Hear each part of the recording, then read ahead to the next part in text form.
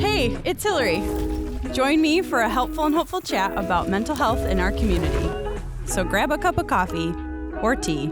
This is Wedgwood's Coffee Break Conversation. Today is going to be a fun one because I am joined by not one, but two guests for a coffee break. Thanks for being here, Brooke and Judy. Thanks for having us. Thank you for having us. I'll let each of you introduce yourselves a little bit. Okay, my name is Judy Sarsam, and I'm a volunteer at Wedgwood. And I first contacted Wedgwood the summer of 2021. We moved here to Grand Rapids in January of that year. And I think my first project we started in November of 2021. Great. Mm-hmm. Hi, I'm Brooke Jevics. I am the Vice President of Advancement here at Wedgwood Christian Services. And it is just a tremendous joy to be a part of the team and to serve with incredible people like Judy. I get the great pleasure of working with Judy and other supporters who care about the mission and, most importantly, the people in our care. Yeah, that's great. Thank you both for taking the time to join me for a little coffee break today. I am super excited to talk to the both of you because I would love to chat about giving back and the impact that it has. Judy, what does giving back look like and mean to you? Well, I always think about how Jesus said, who has been given much, much will be expected. And I grew up in a family, we had 5 girls.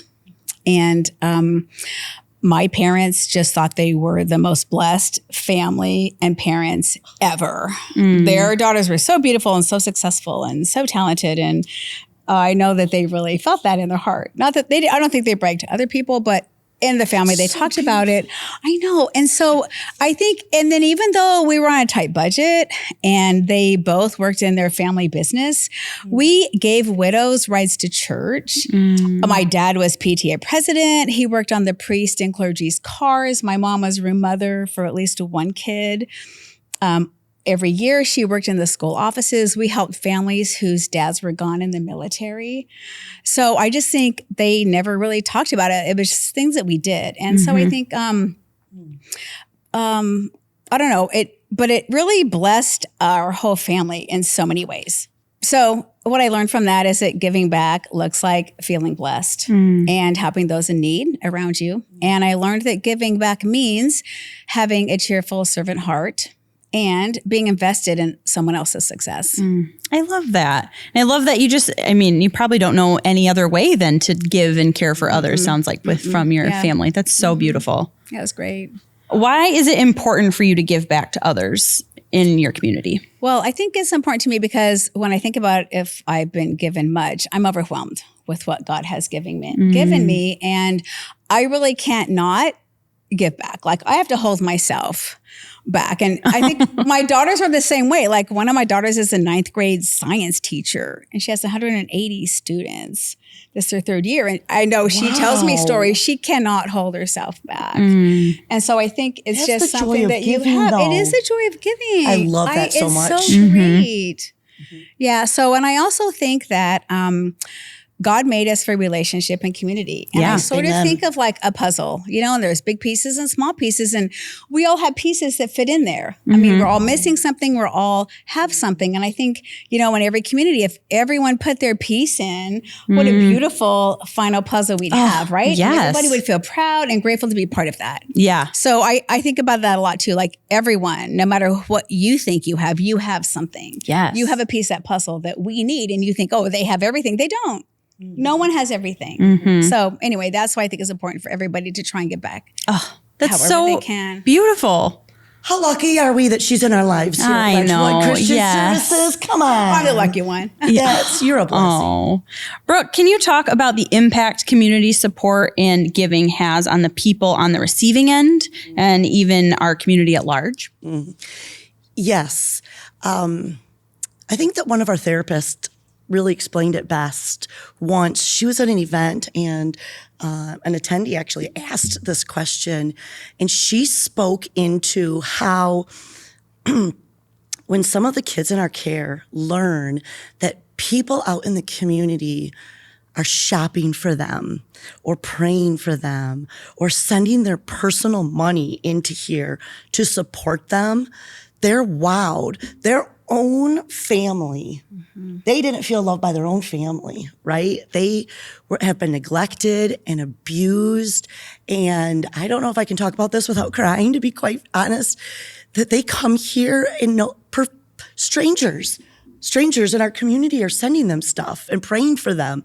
They know that they matter. And the therapist, the great Kaylee Jackson, who's a therapist here at Wedgwood Christian Services, spoke to how not just she, but all of our therapists will see direct impact in how the kids respond to therapy. Yeah. When they start hearing that, the walls start to break down. They start to share more. And I really believe it's that start of hope, right? Because they realize that they are worthy of somebody's attention and they are worthy of someone's love.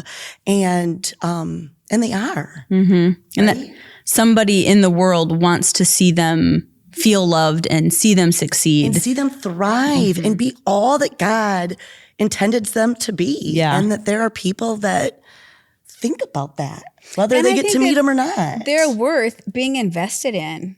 Yes. So they think they're not, but someone is willing to make an investment. Yes. Right. They are a child of God and they are worthy to be loved and cared for.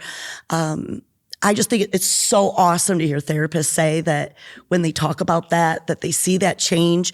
So, I mean, you're supporting these kids' well-being, their social being, but you're also helping them to start to feel a sense of belonging here at Wedgwood, but as a fabric of our whole community, right? Because that's what's happening. The community is coming together to help us love them, and that the kids can see that and feel that is really special.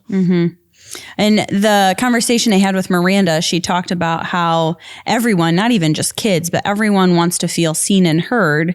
And knowing that somebody sees your needs or your wants and has responded to them is a great example of feeling like showing that you see and hear someone and all that can lead to down the road. Absolutely. And I think that for the community side, you had asked about the community at large, it strengthens us socially, right? It strengthens our community by giving us a way to cooperate together, a way to even bring us together emotionally, spiritually.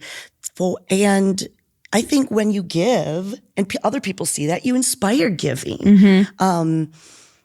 And when you can reach a point like where Judy and her family are at, and so many of our other supporters at Wedgwood, that it just comes, it's joyful. Just think about the impact if everybody was giving like that.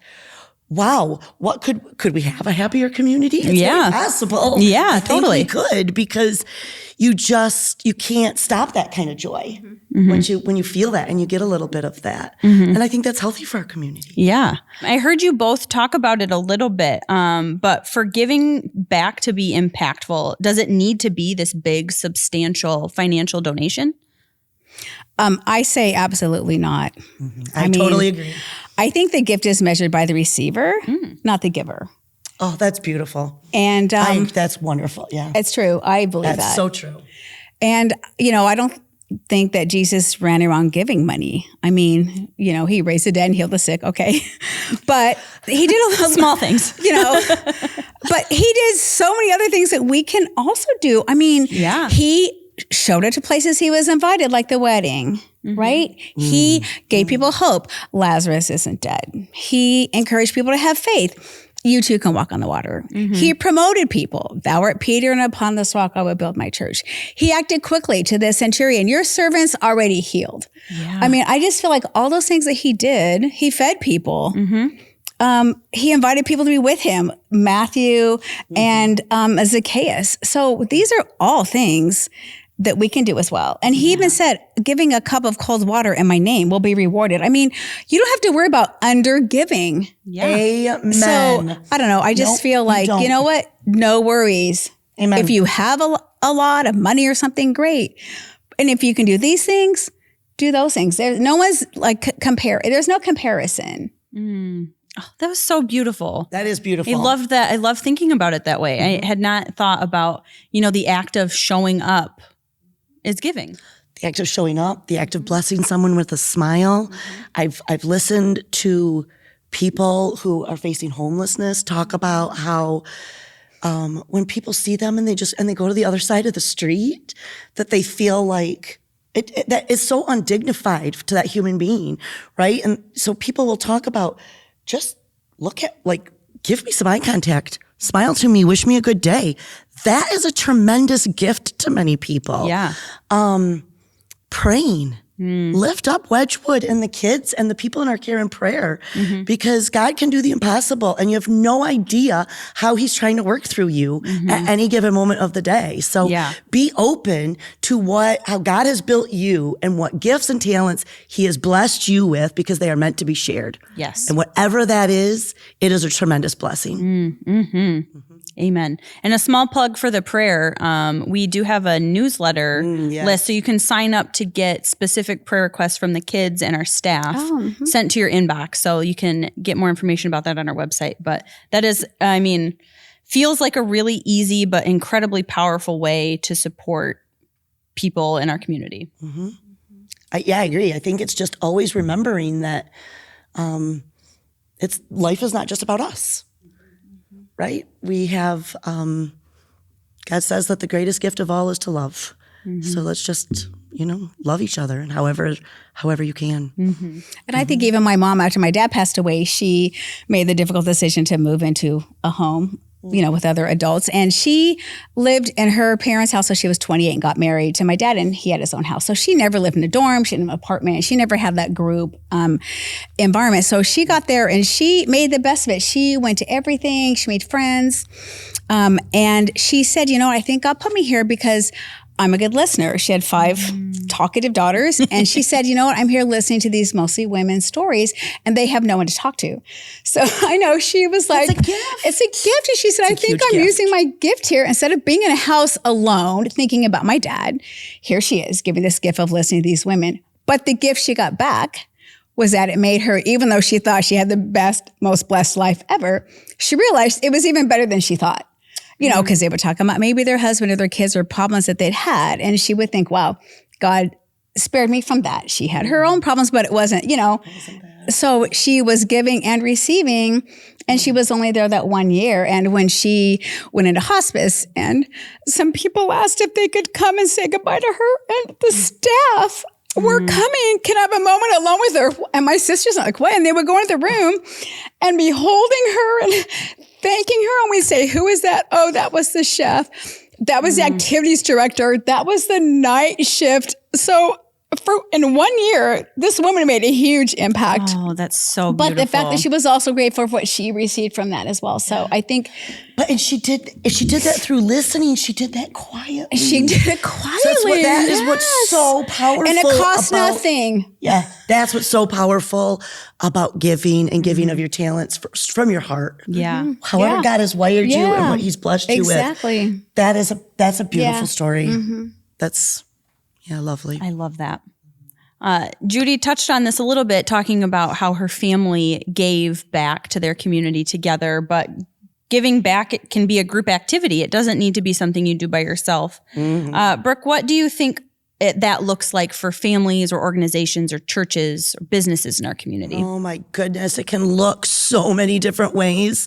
For your church to do a product drive, right? What do the kids currently need? Help us build welcome baskets. Help us give them a beautiful Christmas. Help us with Easter baskets. Do encouragement cards. Come here and volunteer.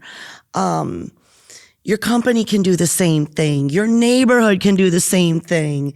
You can do change drives. Oh my goodness, this is years ago, but I worked with a vacation Bible school group. This is no joke.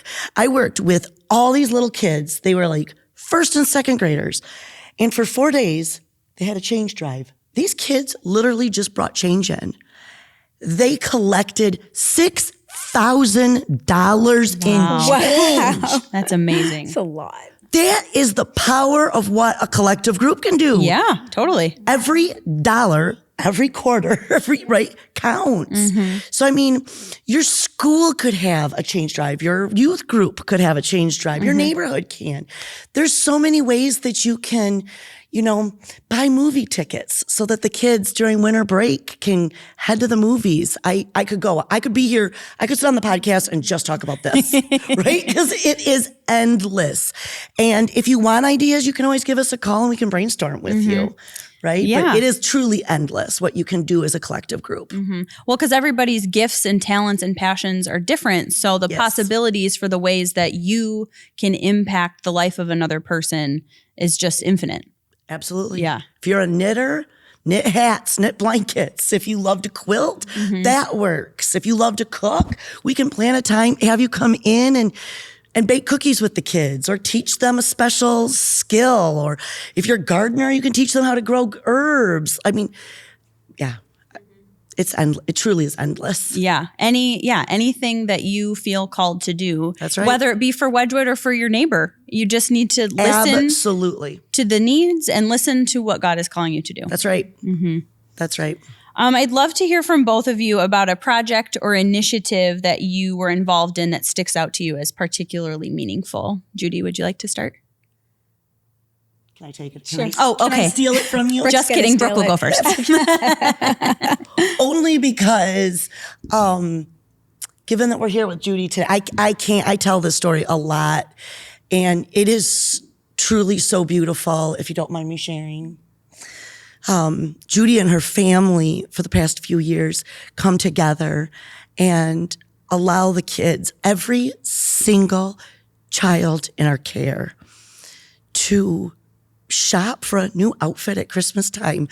And I'm going to have to hand it to you quick because I can't help but cry through this because I've also had the joy of just being present to watch the kids come. There's been years they've had to do it online. There's been years they get to go in the store. I mean, those kids come busting into Kohl's because they don't get to do that stuff, right? Like, most of these kids have had come with like holy socks and rundown clothes and a really small bag of almost nothing. And the fact that they get invited to come in and find something that represents who they are.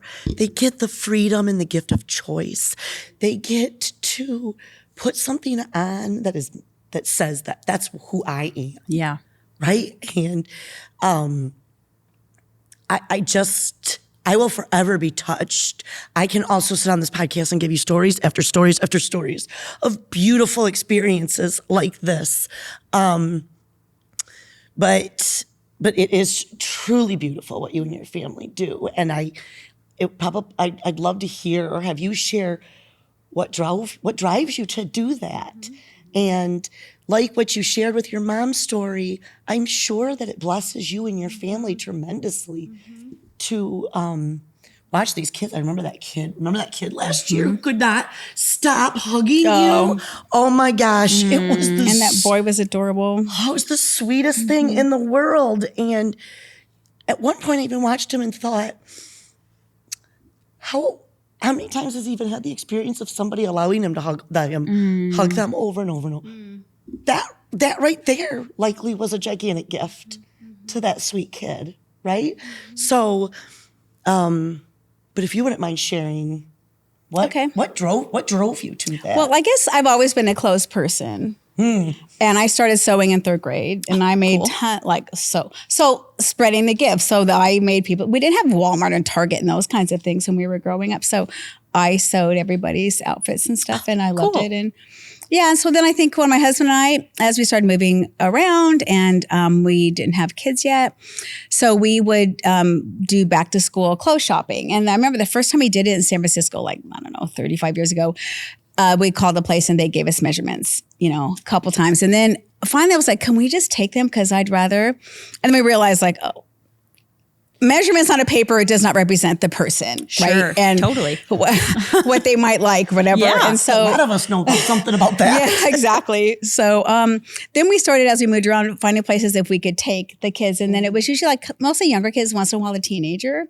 And the moms would go with us. So the moms are great. And just hearing the mom stories and visiting with them and meeting the kids. And this one little girl, it's something that changed my life in a way. Like, they were so cute, the brother and sister and the mom. And she came up and the mom kept saying, go ask them. And we're like, just ask us, what is it? She goes, our backpacks included. And so my husband and I bring that up all the time, like about, well, our backpacks included, you know, like for her to have the guts to say that. You know, and I was just so touched because, of course, backpacks are included, but just for her to be, you know, to ask that out loud. So we always use that as a representation of someone who stood up for themselves and just ask, you know, and so that's a good memory. Anyway, so when we came here, I wanted to do a back to school shopping. I was looking for a place with kids and I sent a couple emails out and Mara got it.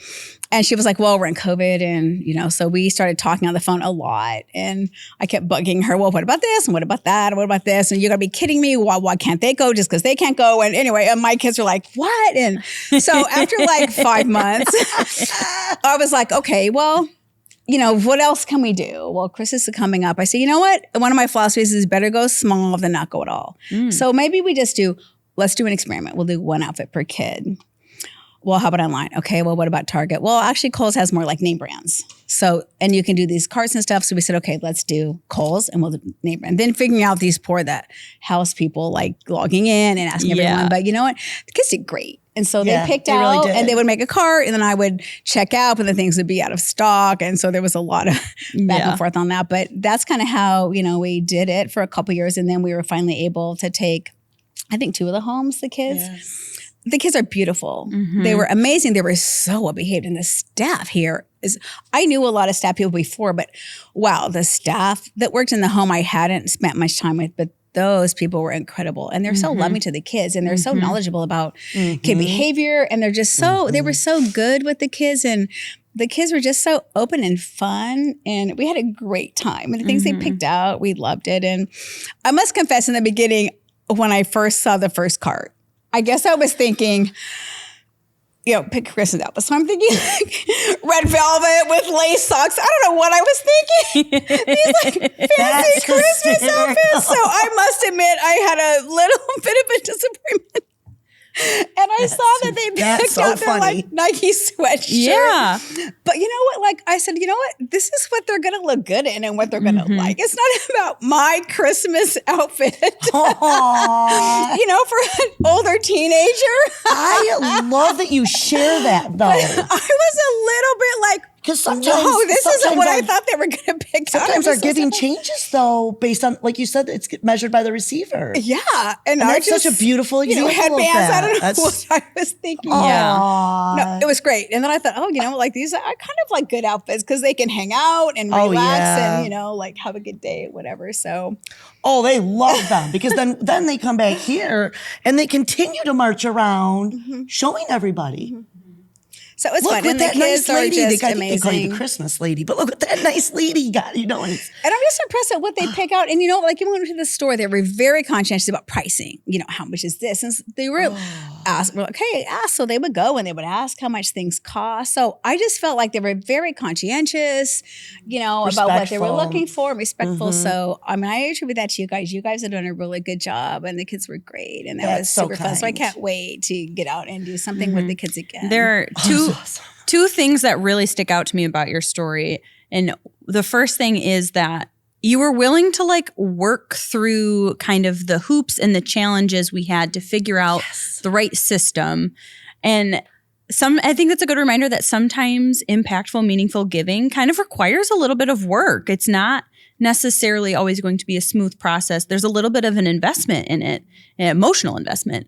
And the second thing that sticks out to me is that you had your own kind of expectations of what you wanted to give, but you were open to what the kids wanted and kind of what they needed, and being okay with kind of pivoting to, you know, allow them to feel most loved and valued. And I think that's really, really beautiful. So thank you Thank you for working through it and sticking with it and being open to how God can use you for the kids here at Wedgwood. And also thanks to the staff, because it was a lot for them.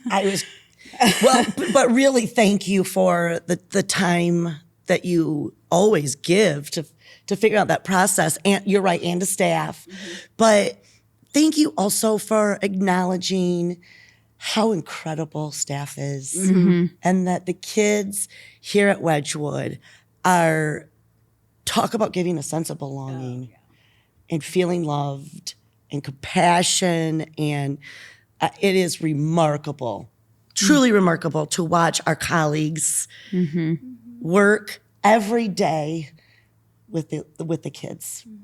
Every single day. It blows me away. And it's awesome that you got to see us snippet of that. It was great, yeah. Yeah. And I've heard from a few of them, like, even though they aren't direct recipients of, the Christmas outfits, it still has a really big impact on them to know that people appreciate the work that they're doing and also love the kids that they love so dearly. So it inadvertently, you're giving some hope and some motivation to our staff too when you give to the kids at Wedgwood. That's the thing about giving. It's beautiful. Like giving never ends, right? Yep. It's like the ripple. What would you say to encourage people to give back to their communities? I mean, obviously we'd love if people gave to Wedgwood, but I mean, wherever they may be and wherever their heart is, how would you encourage them to take that next step to give? Well, I would say, I think the first thing is, inventory your gifts and talents, like we were saying. And, and that might change over time. Like maybe my mom wouldn't have volunteered to be a listener when she was 16, right? Or 36 or whatnot. So I think, keep an inventory where you're at, what you have, what you're good at, and what you can offer. Like you were saying, can you pray? Can you listen? Can you sew? Things like that. And then I think the second thing would be find your passion in your community. And so because we move around a lot, so, you can search your passion and near me on Google. So I think you can find things. There's a lot of volunteer websites. So if you're looking for something for a term or something like that, you can find a project. Yeah. People can do that. But I think most importantly, the biggest thing for me is to pray and then keep your eyes and ears open. Yeah. And it's beautiful. you will have a blessing drop in your lap. So do you have time for some examples that I... Please do. Oh, yes, okay, definitely. So I have a couple. Okay, so one, my oldest daughter was 2. And it was Lent. And we're Catholic. And during Lent, we have like fasting, praying, and almsgiving. So, okay, I don't know anyone here like stuck in this apartment, with a 2-year-old. So I think I called Catholic Charities or something. And someone called back and they said, okay, well, we have this project and Lent is 6 weeks. So it's 6 weeks. And it's a man who needs a ride to the hospital or treatment center what do they call that on his neck? Radiation. His neck. I'm like, okay, well, I have a 2-year-old. That's fine. Okay, and it's on Fridays. And Friday is like kind of the holiest day of the week. I was like, oh my gosh, I hung up and I cried like, okay, here's my project. And my daughter, she's so precocious and she's a little work aunt. And so we get there. Well, he's in a wheelchair, which I didn't know. So we have to fit the wheelchair in the trunk of And so, she was so cute, like helping me. She was so excited about this wheelchair because she'd never seen it before. So she's like super excited. We're folding the wheelchair, putting it in there. She's helping me push him, to the hospital. So, that 6 week, it was only a couple hours, on Fridays. And I had morning sickness and there was a lot of smells and on call. It was so bad. But anyway, it was a great experience and a great memory. For us. And then, a more recent, just a few years ago, I also love like buying Easter clothes or whatever, but it's hard to find younger kids and stuff. And so anyway, my Bible study, I was like, I'm praying to find like an almsgiving for this Lent. And okay, so people said some prayers and 2 days later, I was at the State of the Child and I was at a breakout. And someone stood up and, my name's Susan and I have this organization for single women. And I have like 50 of them and they have to have at least one child 3 and under. And like my radar zooms up. And so I met her and we did this huge Easter clothing and basket project with them. But if I never connected with Wedgwood, right? I never would have had that connection. So I just the praying and keeping your ears and eyes open. So I think that's I would recommend that. And then I think the third thing is do not be afraid. Yeah. So kind of to your point, the best projects can be the scariest. And so if it's fear commitment or I'm not good enough or 100 kids or 50 families, it can be shocking. Sure. Even for me, and I can go big, but sometimes I'm shocked. But you know what? You just have to tell yourself, it's okay. Like God will help you. You know, like they're not going to like what I do, or they're expecting too much, you know, but you just have to tell yourself that you can do it. And there's this movie called The Yes Man with Jim Carrey. A lot of people don't know about it. And we watched it like 30 years ago. And my husband and I, and Jim Carrey plays a character of, he's a very close-minded, no person, lives a very small life. Doesn't answer the phone, doesn't talk to anybody. And he goes to a seminar with a friend and he gets this spell. He has to say yes to everything. And so he's like giving people his car. He's taking Korean lessons, like all these things happen. But eventually, like he needed Korean lessons for someone needed to speak Korean. And anyway, all these different things happened. And by doing that, saying yes, he had what he needed to do great in the future. And so at the end of the movie, my husband, I'm the yes man now. I'm saying yes to everything. I'm like, okay, so sometimes I would come home and he had already committed. You know, we're having this party for 150 people as a fundraiser at the high school on St. Patrick's Day. You're okay, right, at the house? Well, let's talk about it. Well, I already told them we're doing it, so it's going to be great. So, you know, best party ever. So and a lot of people got involved, right? And the same thing, like the ripple effect. So I just think like, you know, be the yes man. Jesus was a yes man, right? The centurion, Jairus' daughter, the loaves and fishes. He didn't count, you know, the cost. He didn't worry about the danger. So I think, you know what? Be the yes man. Do not be afraid. So those are my 3 suggestions. Yeah. Well, I mean, to go back to pray and then keep your eyes and ears open. I mean, if you do that and then if he gives you an opportunity and you say no, nothing is going to happen. So you need to be open to hearing the opportunities and then open to trying. And I think so like beautiful. The only hands and feet that God has are ours. So, you know, if he opens the glove, put your hand in. He puts the feet out, put your feet in. He hands you your checkbook, fill it out, right? And turn it in. He can't write checks for you, right? So we have to be the hands and eyes and ears and mouth and spokesperson for God, right? Yeah. And you know what? Awesome. I don't know. So that's beautiful. That is truly beautiful. I don't think I can add much more to that. Yeah. I do always tell people, pray. Pray over your giving. Pray over, that's between you and Jesus. right. Let me introduce you to Wedgwood, please. Let me show you the needs. But your giving's between you and the Lord. And that's what you pray about that and do what he tells you to do. Right? Like, which is the same thing what you're saying. You know, just be open to hearing that and stepping out for his glory. Right? And even if whatever your faith-based tradition, or if you don't even have one, you know, we all know that the little gift or the little, you know, amount of money or whatever you've done can impact someone else in a really big way. Sure. So just having that in mind as well, not worrying, oh, is this going to be enough? Yeah. You know, just. I agree. Right? All Don't the little worry. things. I totally agree. You know? Yep. I remember one time I heard from Mother Angelica. She said, if you get an inspiration, run towards it. And if God doesn't want it, it's not going to work out. But don't I don't know. You know, if you just decide to do it and be all in and don't worry about it. That's beautiful. I love that. Because it's so easy to be afraid. Yeah, It is easy to be afraid. Yeah. And I guess sometimes we don't realize the barriers we put in the way. No, and we're so afraid to be judged. Like, oh, am I going to look bad? You're Or well, what are right. people going to think about this? Or, you know, You're right. right? Did I oversell myself? You know, And in the environment of which we live now, right, which we know very much here because of the impact it has on your mental health is the comparison has gotten worse. Yeah. But it's not about that. Your giving shouldn't be about that. The impact you have on somebody shouldn't be about that. It's, I mean, you can truly make a gift every day to someone. Send a nice note. Tell someone you're thinking about them. I feel like it wouldn't be my job if I didn't ask you, Brooke, how people can give to Wedgwood. Yes. You know, the giving season is coming up, or we are kind of in the midst of the giving season. We're at the beginning of the giving season, and there are so many incredible ways to support Wedgwood Christian Services.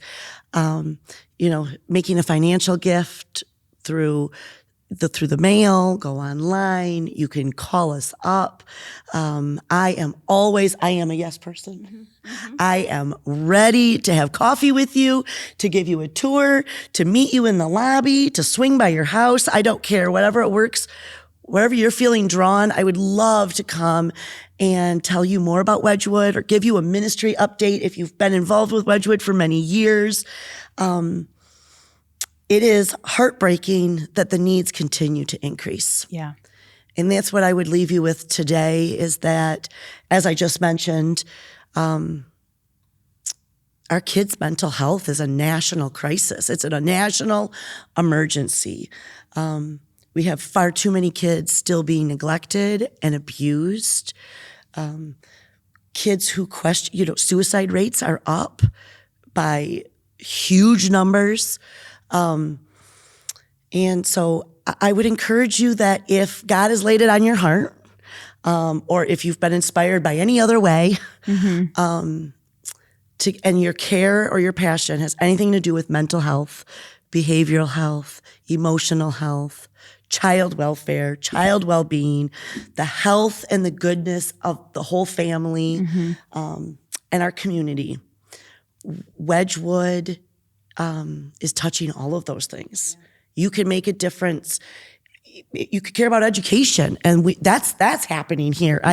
It is tremendous what is taking place here at Wedgwood, and the huge impact you can make when you make a gift at Wedgwood impacts literally thousands of lives and touches on all just incredible multiple points of those lives.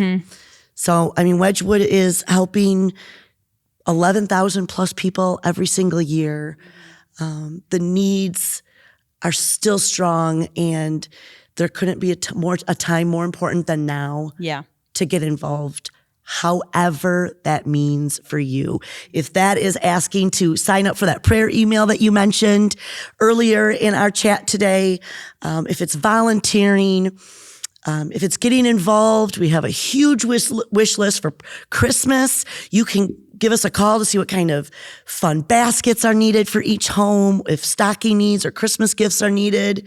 The list goes on. Yeah, and I'll make sure that we include links and all sorts of information about all that stuff in the episode description too. So that would be great. So, so we thank you. Thanks for asking.